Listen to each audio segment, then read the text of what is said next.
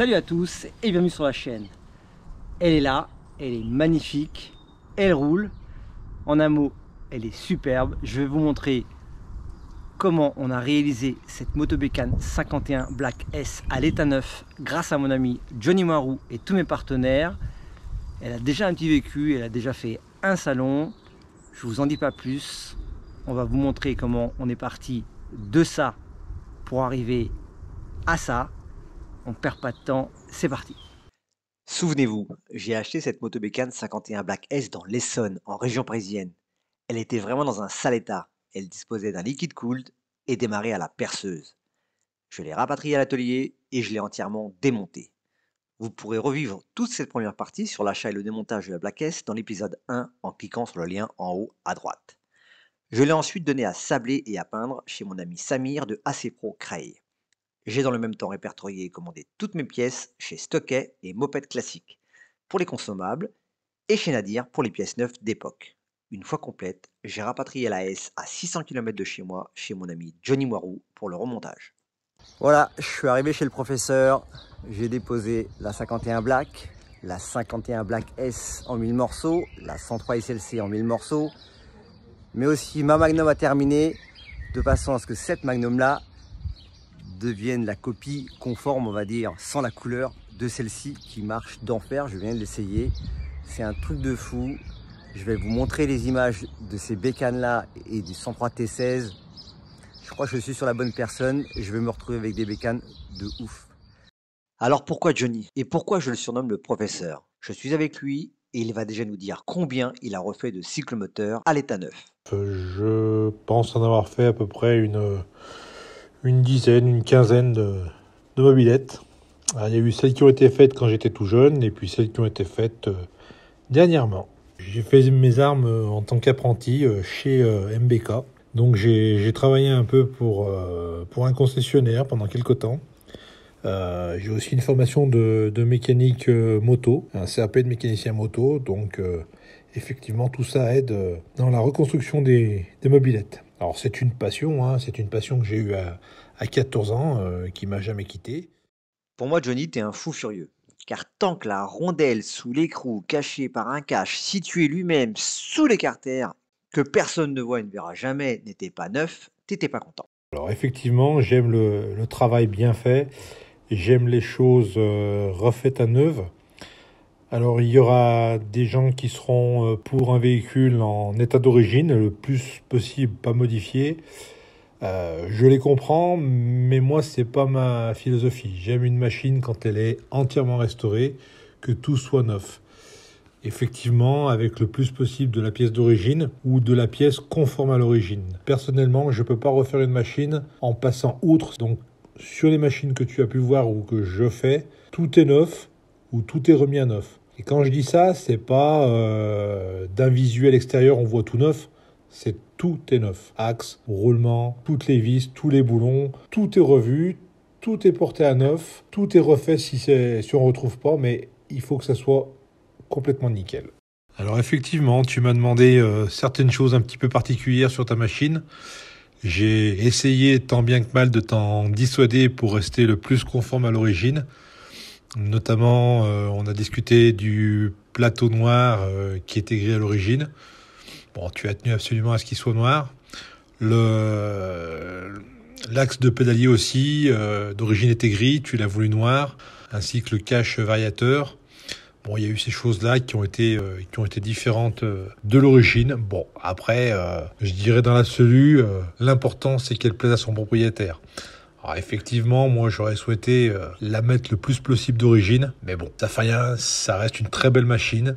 Je pense qu'elle est très belle comme elle est, et puis ça fait d'elle une machine unique, donc c'est la tienne, avec ses petites particularités, et ça, ma foi, pourquoi pas.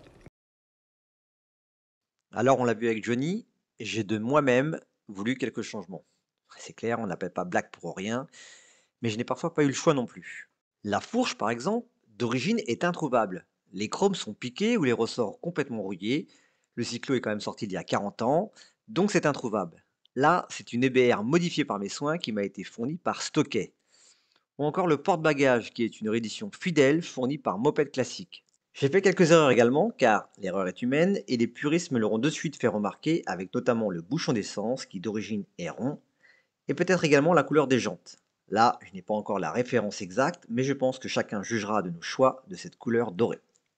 Vous remarquerez les pneus qui rappellent les pneus d'époque qui donnent un aspect vintage au cyclo. Et ici, sur la poignée, vous noterez le travail pour greffer le klaxon à la poignée car je ne voulais surtout pas d'un klaxon sur le tube du guidon. Pour la plaque mine, absente lors de l'achat et malheureusement essentielle au futur contrôle technique, j'ai décidé de faire appel à mes amis d'Arden Plaque qui réalisent de fidèles reproductions vraiment pas chères avec un service rapide et une équipe à votre écoute. Comme l'a très bien souligné Johnny Moirou, vous remarquerez qu'une bonne partie des pièces sont d'origine motobécane d'époque. Poignées, bavettes, flasques, pistons, compteurs, feux et beaucoup d'autres. Et ceci aussi grâce à mon ami Nadir qui dispose d'un superbe stock, comme vous l'aurez certainement peut-être vu dans une de mes vidéos. Je vous mets le lien en haut à droite. Au final, je pense que même avec les défauts relevés par les puristes, cette Black S reste superbe. Je n'ai pas voulu faire de la sortie d'usine, mais juste sauver une Black S sans limiter mes budgets. Je souhaite d'ailleurs beaucoup de courage aux rageux et aux donneurs de leçons de tenter de refaire la même chose au vu de la rareté des pièces d'époque et des budgets engagés. Je ferai justement une vidéo prochainement sur combien coûte la restauration d'un tel cyclomoteur et à combien l'estimeriez-vous car là aussi on entend de tout. La présentation c'est bien, mais je vais maintenant vous démontrer qu'elle roule. C'est parti!